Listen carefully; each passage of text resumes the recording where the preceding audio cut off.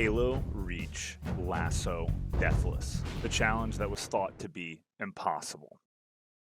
Until now.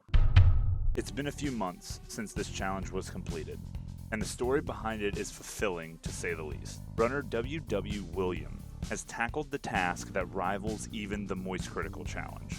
This player has spent over a year and a half running the same challenge over and over until he finally got it done. This run took over 7 hours, and with thousands of attempts passed, finally, he got the one run to go all the way. Keep in mind, there are 13 skulls, all with different modifiers, and as you probably know, they make life pretty much hell. We have Iron that resets the level if you die, ever. There's Thunderstorm that makes all the enemies have the highest possible in-game rank. There's Blind, the heads-up display, completely gone, no longer there.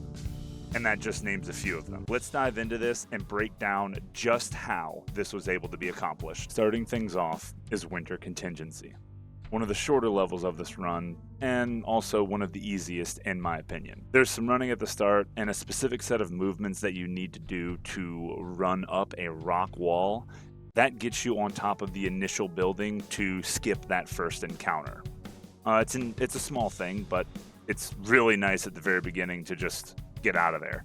It's like, all of these out of bounds things that happen in these runs, like stuff like that is what really breaks these challenges open and makes stuff like this able to happen. As we continue on, the next big step here is getting an early Falcon, or getting the early Falcon. Runners of all categories use a plasma pistol to EMP down the Falcon in the sky. You can take it from your teammates, you shoot them, knock them down, flip them over, throw them out, whatever, get the hell out of here, take that thing, and move on. This is one of the best ways to really get a hold of this mission, like to start gaining control. Because in Lasso, things get out of control very quickly. After this, takes the Falcon, flies into the Spirit in a specific way that he kind of lodges himself inside of the Spirit, and he uses this to force himself and the Falcon past the soft barrier in the sky to skip a huge chunk of this mission.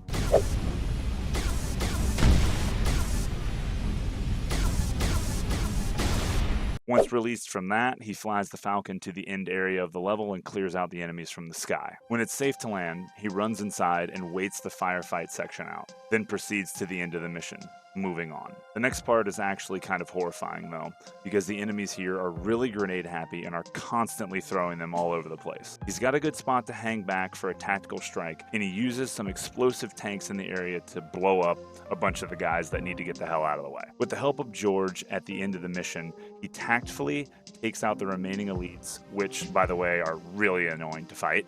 Sometimes they just run away, so you kind of have to keep their aggro while at the same time not expose yourself to the point that you're going to die. It's like this little limbo game that you just have to play. You run out, shoot them, and then run back. Run out, shoot them, lure them back. It's a pain in the ass from what I can see. This mission though, it takes right around 10 minutes. It's not too long, but it already feels like you're in the weeds of it. ONI Sword Base. Right out of the gate, this section here is a clusterfuck. There are enemies everywhere you turn, grenades being thrown. This part is either get in there and get past these guys, or you really have to play your life because it's so hard to keep your eyes on all of the moving parts. Height advantage is key. That, coupled with the plasma pistol and DMR, does put in work. But I need to point out, the plasma pistol lock-on doesn't help that much in Reach, thanks to the Tough Luck Skull. All the enemies always dodge and never retreat. With this in mind, Will peppers the enemies and lowers their shields so that way his allies or himself can clean out the trash. This time Kat is up to see what she can do, and well, let's be real. Teammate AI isn't anything worth bragging about, but at least they can't die and they can be a hefty distraction.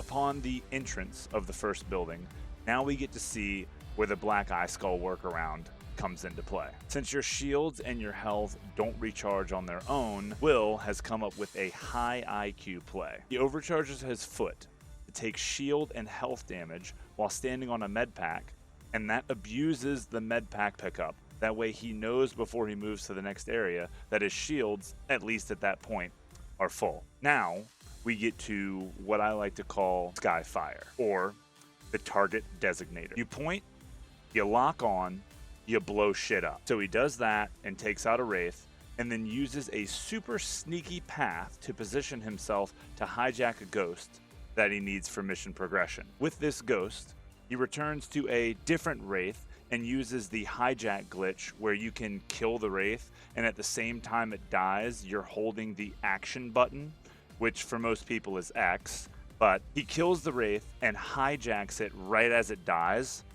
and now we got a wraith. With this wraith, it's basically shoot across the map and kill things. It takes forever, but hey, sometimes you gotta do what you gotta do. This mission is moving along nicely. This is also a good spot to point out just how knowledgeable Will is. He just knows where all the spawns are. So clearing everything out, yeah, it takes a while, but imagine how long it would take if he didn't have the spawns memorized. Now that that's done, it's back to Sword Base. We grab a hog for mobility, wedge it over the barricades, gauze out some hunters and miscellaneous shit, then rush inside to the elevator and GTFO. We are not trying to fight the rest of the enemies there, we're trying to get the hell out of there. Rockets and needle rifle basically to the end. You kill what you need to kill, run up the sides to get to, I guess, the phantom clear at the end. Like there's a bunch of enemies and you're supposed to run up the building and run up the sides and fight stuff, but you can use the edges of the building to kind of skip stuff. You still got to kill a few things along the way, but from what I've seen, it's not too crazy. But then again, me looking at it and not actually doing it, it's probably a pain in the dick. But in any event, needle rifle, you take out what you need to take out, snag some rockets, rocket this shit out at the end, all the phantoms and all that, and we out of here.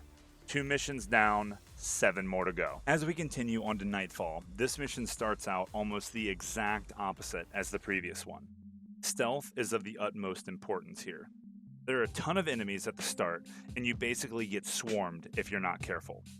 There's a super sneaky path along the ridgeline that allows you to sneak up and past all of the enemies. Thankfully, we can backsmack as many as we want along the way, just in case bad things happen. Like, at least that will be a few less enemies to deal with in the worst case scenario. Even though you're most likely not gonna live, like, less things to deal with is still better. Also, I should have pointed this out earlier, but do you notice at certain parts of the run a menu screen pops up? That's the runner, Will, toggling the menu on and off to make sure of what weapon he's holding. This is an interesting kind of workaround for the Blind Skull to try to make sure you have out the right weapons at the right times. As he approaches the first structure, nothing appears to be out of the ordinary here, but alas, the stealthy approach has run its course.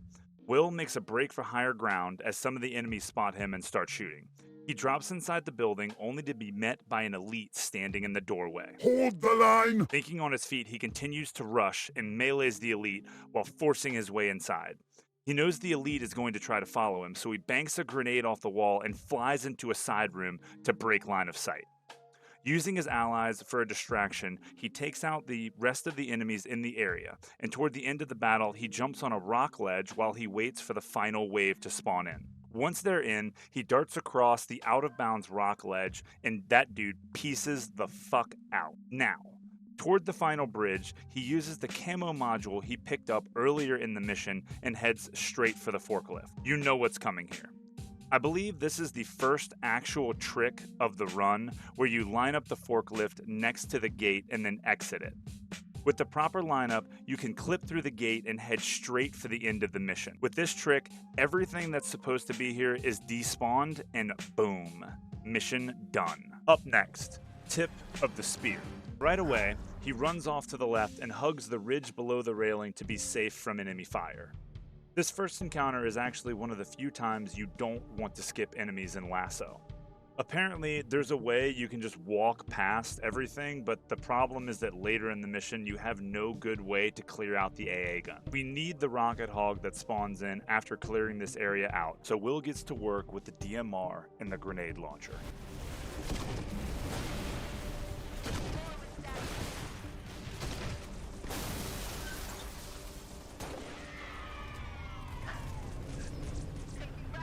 Once cleared, you get in the hog quick and take off. Also, side note here, don't take Kat with you. She sucks ass at driving. Boot her dumbass out and let's go. Using the rocket hog, you can take out the AA guns from a safe distance, no problem.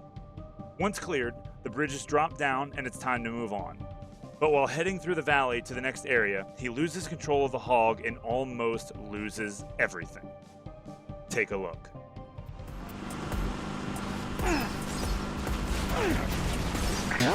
Oh, fuck!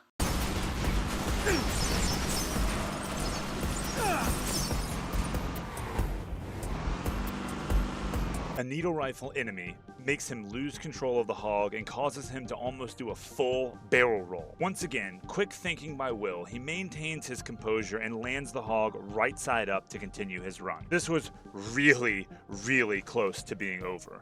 Only a couple more shots and that would have been a full hour down the drain. Right after that, while approaching the outpost, Will overextends just a little bit too far it seems and starts getting lit up by a shade turret across the chasm. He bails on the hog and starts taking heavy fire. A side strafe to the left and a jump back to the right. You can hear his Spartan inching closer to death, but he makes it to a safe distance by the skin of his teeth. The thing here is that he should have been far enough away, but I guess this is where the RNG element of the game comes into play, and the turret just so happened to be locked on as he came around that initial corner. The turret eventually does de-aggro, and he's able to hop back in the rocket hog and use the same strategy here as he used on the initial AA gun. In the next section, some people don't know, there's actually a route under the platforms you can take to avoid enemy fire, which is not only useful for Lasso Deathless, but it's also still used in some of the speedruns, I believe. He makes his way through the buildings and darts past the enemies to grab a vehicle to move to the next AA gun. Refills his health on a med pack, and makes sure to grab a plasma launcher along the way. There's an abandoned hog stuck on a broken bridge that he navigates up to so he can use the turret to take out the final AA gun again from a safe distance. The rest of this section is clearing things out by any means necessary. Will uses a combination of the Revenant, hog turret, and the plasma launcher to dispatch the remaining foes.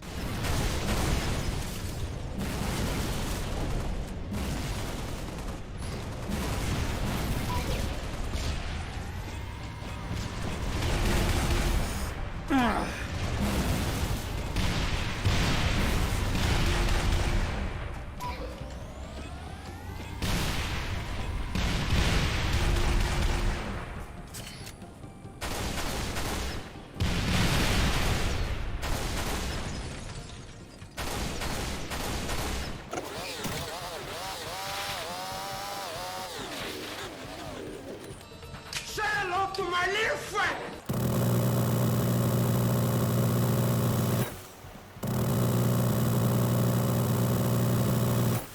One eternity later.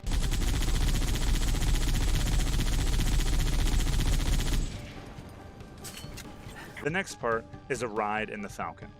Now, you would think since this section is scripted and the chances of death here, they should be pretty slim.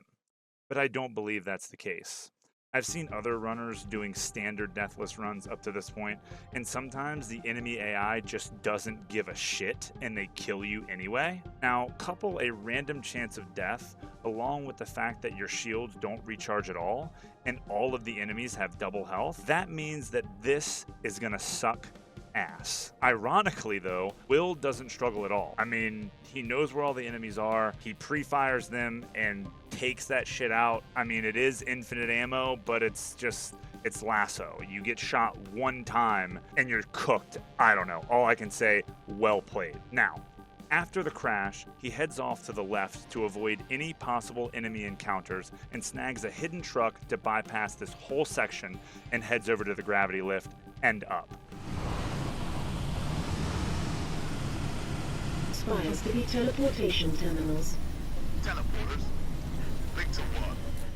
This brings us to the final clear and yet another dogshit section. Will has to run past a fuel rod grunt and assassinate a sword elite while he's in his scripted animation, and then run back out while backsmacking a fuel rod grunt, the one he just ran past, and he has to hope that he doesn't death shot. And then he has to try to clear out the last few enemies in the tower that also have fuel rods, and do all of this while banshees are shooting him in the ass.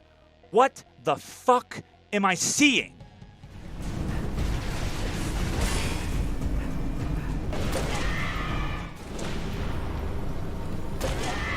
Lieutenant. Finally, he manages to pull off this horseshit level and is able to move on. What am I watching right now? None of this should have been an issue. It's just one of those things that happen in a full game run. The hardest part of this level was meant to be the Falcon ride, but the random bullshit that happens only ever in a full run and never in practice just makes things way harder than they need to be. It was extremely stressful with grunts coming at me from inside, banshees shooting towards me from outside. Luckily I had the sense to do the only thing that I could do in that situation, and run directly towards the Banshee shooting at me next to explosives. If you go frame by frame, you see the Banshee looking 90 degrees away from me as I check it. The frame I look away, it shoots a Banshee bomb at me instantly and starts charging me. Man, after that heart attack of a level end, here comes Long Night of Solace. One of 4 missions that took over an hour to complete in this monstrosity of a run. Right away at the level start, Will takes a detour off the normal path to avoid this enemy encounter. This is one of those sections where there's just too many enemies to fight, and YOLOing up the middle, let's be real. Oh my god, bro. Oh, hell no, man. What the fuck? That shit ain't happening. So he ducks behind cover and waits for Noble Team to engage. Then he makes a break for it. With an army on his right and Phantom dropships straight ahead, this beach section is nothing short of a war zone. But hey, his allies take the brunt of the fight, and while that's going on, he rushes up the left flank to take out an enemy Wraith.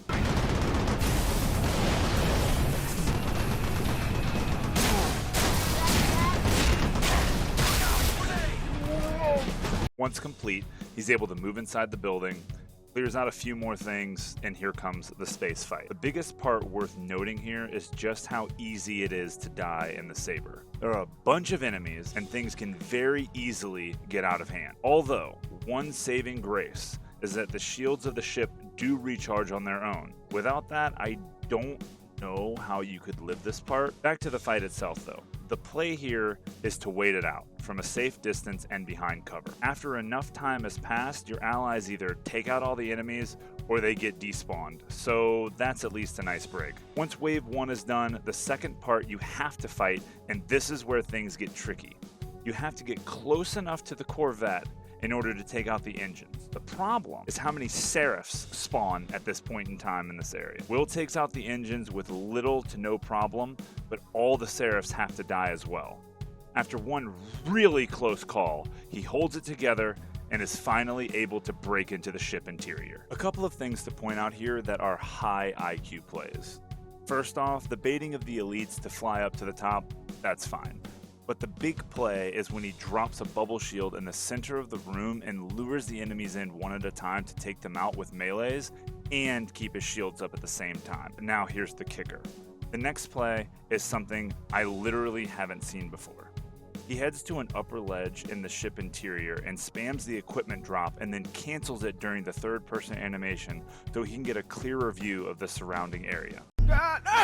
This is an ingenious way to make sure the lower level is clear so he doesn't drop down into a situation he can't get out of. Making his way to the hangar, he lines up on a ledge and does a good old-fashioned type of head glitch to take out the enemies from a distance. Once cleared, he makes his way up to the control room and sets up barricades using the boxes along the way. This will block some enemy spawns later and keep Will from being overwhelmed. This box moving thing, it does take a piss ton of time, like holy shit. It feels like it's really necessary for this part though. I think he just wanted something to hide behind because if I remember correctly, the next area, like the actual control room, sucks ass. And that's only from me remembering my playthrough of Reach. Like, if you add lasso on top of that, to me, that's just a big no thank you. Okay, back to the control room itself. The goal is to take out the Golden Elite, the captain, so to speak, because from what I remember and what I've seen, he's an asshole. So he sneaks by in this room and waits for his moment. He's standing by looking for a very specific movement pattern for that one specific kill.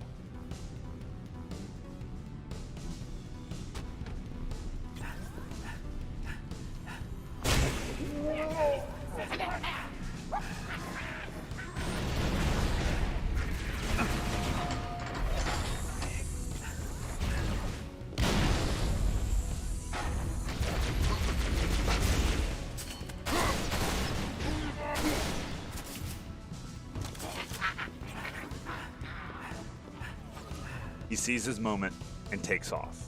He gets the backsmack off and is out of there, dodging concussion rifles and grenade explosions on the way back to that box he set up. The rest of this room is about taking out the enemies from a distance. Then there's a little bit more setup for a few waves of enemies. Like, back to the boxes here, they really level the playing field. It's like a difference of fighting 2 enemies at the same time compared to fighting 15 to 20 rushing at the exact same time. I'm not really sure on the numbers here, but we'll make it like this. It's a little bit compared to a shit ton. I'll take the little bit. Then, alas, the final hangar fight and escape. And this just might be my favorite part of this level. Will makes his way into the hangar bay and the magic begins. There's a pelican here that you can actually glitch yourself into. You run up alongside it and hold forward while looking in a specific direction, and you can grab onto the pelican turret itself. This drags you inside the pelican so you can't be damaged, and you get infinite ammo in the turret to shoot. Granted, this does take some time to clear everything out, but this is most definitely the safest way to do this. And being that we're moving toward the 3-hour mark, this is where every move made has got to be a move of precision. Once everything's dead, level beat, we out of here.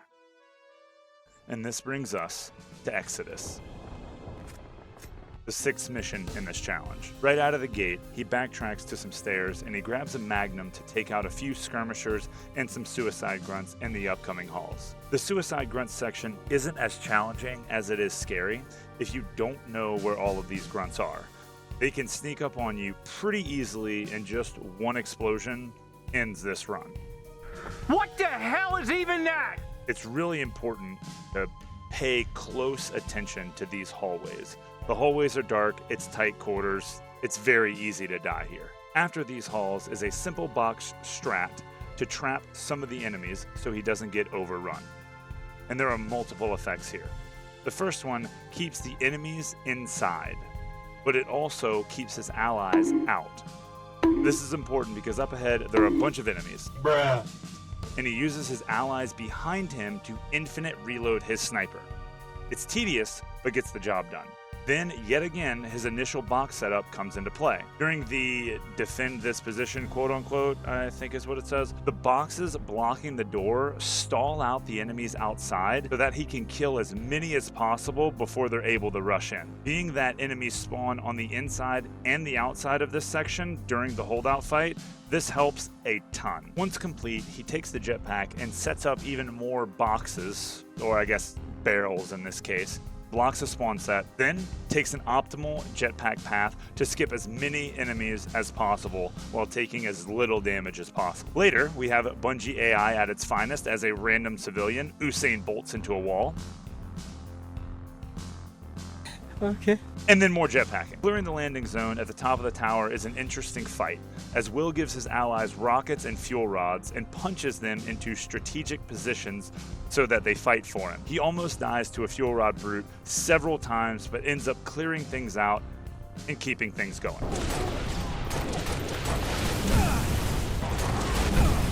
Now, during the evacuation of the Marines, he has to hit 2 switches at the end of this level to complete it. So the strategy begins. He takes the Warthog and blocks a spawn set, and then goes to high ground to long-distance DMR enemies near the first switch. 1 down, 1 to go. This is the tricky part. Around 4 hours in, he has to bum rush a Wraith, and he almost gets splattered. I can't help but wonder if there's a better strategy here. I don't know. The weapon selection is a little bit questionable in this area, but taking on a Wraith at 4 hours in whenever the only option that you have is to just run it and board it, it's a scary one. But he gets it done. He moves 1 final Warthog into place and then gets height advantage for the last clear. Another long distance DMR fight, hits the final switch and hauls ass to the window near the end level trigger. He's taking fire while the end level trigger activates, which is a little scary, but the level ends, and now for the most RNG mission of this game, New Alexandria. Out of the gate, this mission is unique in the Halo franchise as it's the only mission where the storyline changes. Okay, the storyline doesn't actually change, but the mission objectives order is different every single time you play it. There are 3 objectives to complete, and you won't know what you need to do first until you actually get to the mission. You have to know this mission really, really well to know how to plan for this, as different sections require different equipment and vehicles to get things done. On this particular run, he got the Synoviate Center first, then the hospital, then Club Herrera. So, starting things off, he heads to the first objective, taking out all enemies from the sky from a safe distance.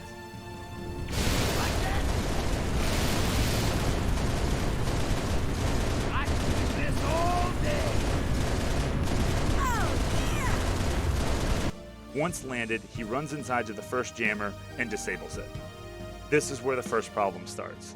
The enemies spawn in here all around you and swarm, so it's very difficult to get an advantageous position to kill them, as they spawn after you hit the switch. So it's like, you walk in, nothing's there, you hit the button, then everything swarms. It's ass. Will opts to make a run for the exit and gets really good RNG here, as he only has a few buggers in his way. He makes it to the elevator, and this happened.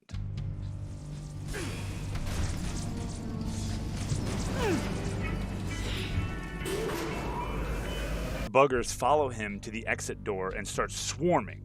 He's trying to dodge shots left and right. He gets dropped to no shield just as the door closes, making it out just in time. The amount of times this guy has popped no shield in this run, it is remarkable that he's still alive.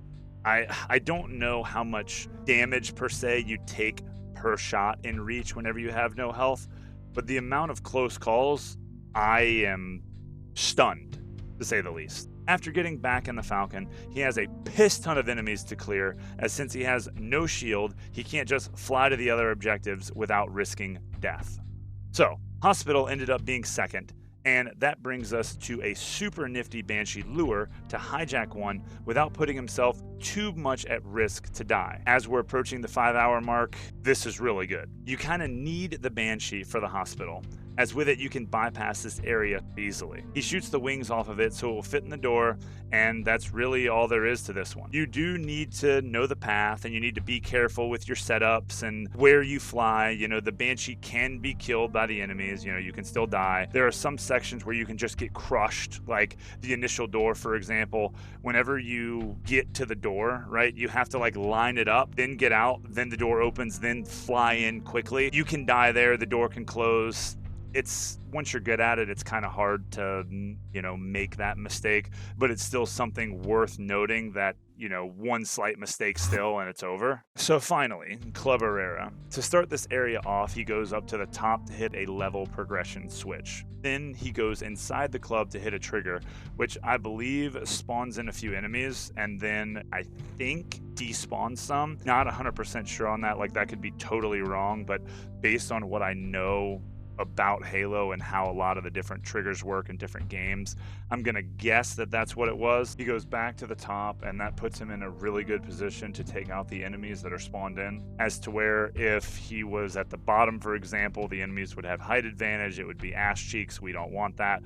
So anyway, okay, once he kills those guys, he goes back into the building, and there's nothing there. There's a couple of grunts that he kills as he runs by. I think there's maybe a couple of brutes, sprinkled throughout. Anyway, he just goes in and takes out a few things on the way, hits the jammer, and he's out of there. Once that's done, all that it is a short flight back to the ONI building, and this mission's done. I mean, there are a few things along the way that he's got to kill and he's got to shoot, because it seems like this mission, the med packs and stuff are few and far in between. It's, anytime that you're in a vehicle on these missions and you're constantly in combat, they don't have flying med packs. Anyway, takes out a few guys, gets to the end level trigger, boom. The second to the last mission, the package. Will uses the DMR to take out pretty much every enemy from a safe distance at the start. He is 5 hours in, and at this point, the time it takes to beat this is no longer relevant. If it takes 1 hour, 2 hours, 3 more hours, nothing matters but getting this done. As he moves through the mission, his first goal is to grab a fuel rod for later, so he picks up as much as possible. He uses a doorway to bait a ghost in for a hijack and then takes that to the tank. Now, many of you Halo enthusiasts anyway, may already know this, but in case you don't, you may notice he drives the tank backwards in many of these upcoming sections. The back of the tank is actually stronger than the front, so this is very reliable and very safe. Tanking the AA guns from far away is no issue, and then he works on the Banshees. During this fight, he does have to maintain a split focus as he can be rushed by ghosts on the ground, but with a tank and the knowledge he has, this poses little threat to Will. He moves up the pathway to the next area before the base and clears out as many enemies as possible. Then he travels back to the Revenant to boost past any possible enemies that he may have missed. Sometimes they hide here and the spawns are a little random, it seems, so after that, we're moving through. Okay, so getting back in the base is the tough part. He has to fight from the bottom in some narrow corridors, and here your allies are actually more likely to betray you on accident than the enemies are to kill you. So once the initial room is clear, he heads up to the top and has an impeccable strat of shooting enemies through the mesh metal floor. It's absolutely brilliant. After a short period of time, some enemies rush in from the bottom, and this is where you just dump the fuel rod that you got from earlier. You just shoot that shit down bottom to make sure you don't get overrun, as there's little to no cover. You just dump it and try to keep focus on the enemies above you. As he moves up the building interior, he continues to use the menu strat to make sure he has the right weapons, as there's a fight coming up that's tough to get by. He lets his allies take most of the heat and prepares for the holdout fight coming up.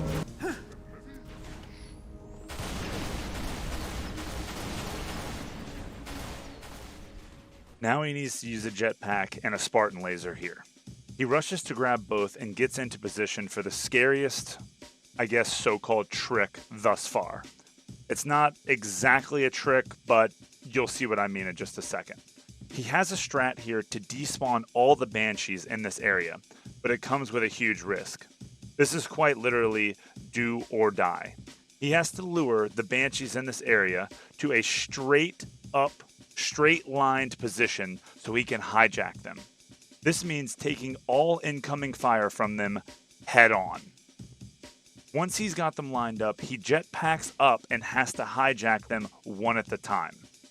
This is super important, as not only does it give him infinite ammo, as being in the Banshee, there's no ammo limitations, it also eliminates the possibility of any more Banshees spawning in. The game thinks that there are still 2 Banshees on the map because there physically are, they just no longer have pilots in them. So, he does this, pulls it off, and another thing that's good to point out here is that he will also have a backup Banshee if the first one takes too much damage or gets blown up. A little bit of damage taken, but overall pretty flawless. Then comes the tedious part. Will has 3 specific spots where he sets up his Banshee and lodges it into the top of some of the buildings. This allows him to lock onto the phantoms that spawn in and take them out. So number 1, he doesn't have to aim, as the lock-on does it for him. 2, he takes minimal damage from any surrounding enemies, as the roof does provide a lot of cover. And 3, these spots allow him, in many of the situations, to just straight up kill the phantoms before they get the chance to drop the enemies out. Now, just to be clear, this is not free by any means. You can still die from enemies seeing you and shooting, and you can also shoot yourself if your lineup is incorrect. As the fight continues and his allied turrets get taken out, he makes sure to reactivate the ones that he can, and the last step of this battle is where he needs to laser incoming ghosts. This battle takes a grueling half an hour, but with all of these steps combined, there's now just one mission standing in his way: the Pillar of Autumn. This is just one of many of attempts that made it this far, as Will has had runs fall apart right at the very start of this mission. Here at the start, there are quite a few enemies, and even though this is past the 6-hour mark, he takes his chance and runs past the enemies. Here, you can choose to either backsmack the elite, or if you are fast enough, you can beat them by getting out of their line of sight. So Will takes the chance and bolts. Moving on through, he grabs a mongoose and paths up the cliffside to bypass the scarab and everything else in the surrounding area. He DMRs out everything that he can't pass, and so far, so good. In the drone caves, he makes a conscious effort to collect needle rifle ammo for later, as well as grabbing a Spartan laser along the way. Once through the caves, we hear Captain Keyes on the comms, and nostalgia sets in. This is Captain Keyes of the Pillar of Autumn. We are tracking you, Noble, and we've begun our launch sequence. And with an easy grenade jump on the right side, he skips the first fight, no problem. The second fight has a piss ton of enemies. Although nothing super crazy here, you can tell his nerves are starting to kick in as he can smell the finish line. There is a skip here to not have to fight everything, but the elite wave coming up poses a bit of a problem. If you kill everything though here, your teammate Emil shows up and causes a distraction, which makes killing the next wave of elites infinitely safer. Once clear, he uses a sneaky path to get up top by jumping off of a pipe and then up onto the railings in the ceiling. This allows you to skip the spawn trigger of the hunters and move on. He takes some damage as he runs through and almost dies, like what an ass clincher, but he makes it out. We get another point of the run where blocking the doors is essential to slow down enemies from rushing in. Side note here, all of these sections where there's time made to block doors is only possible because Will is able to skip certain triggers based on the paths that he takes. So in other words, you go a certain way, you get around a trigger that the game wants you to go through, and then basically you can bypass that, block a door, and then you have to go back and activate the trigger so that way you can continue mission progression. So now he hits the trigger, takes out as many enemies as possible before hopping on a crate to watch out for the camo sword guy.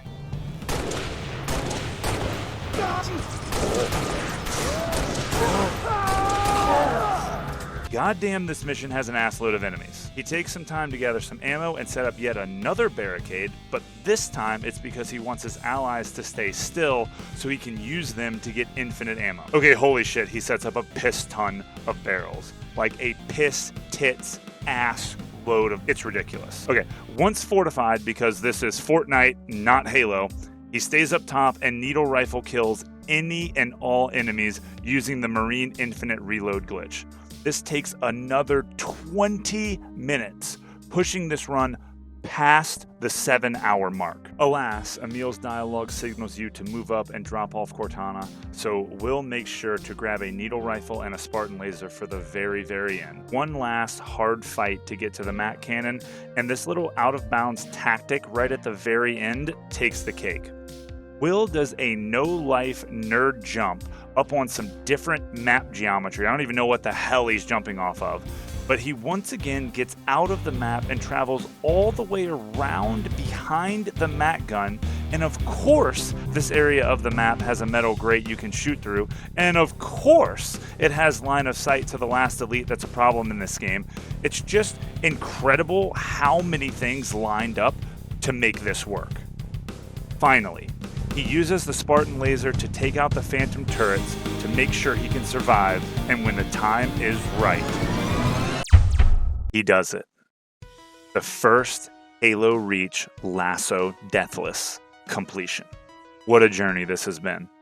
I spent hours upon hours going over this to make sure I could get this one done right. And the amount of planning that went into this run blows my mind. There were so many workarounds for certain areas and ways to get around skull effects. This is truly a gem. I'll have the full video linked in the description. Make sure to head over to WWWilliam's YouTube channel to check it out, as his video will be made public soon. And just wow. 7 hours and 23 minutes was the final time. And after literally thousands of attempts, Will has cemented himself in history by being the first. Thanks guys for taking the time to go through this with me, and I cannot wait to see what's next. For now, I'm out. Peace.